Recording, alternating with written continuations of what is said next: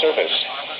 The National Weather Service in Chicago has issued a special marine warning for nearshore waters from Winthrop Harbor to Wilmette Harbor, open waters from Winthrop Harbor to Wilmette Harbor out to mid-lake until 11 a.m.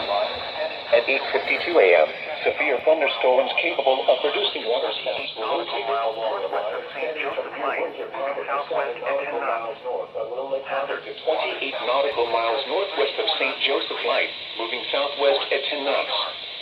Hazard, waterspouts and wind gusts 34 knots or greater. Source, radar. Small craft could be damaged in briefly higher winds and suddenly higher waves.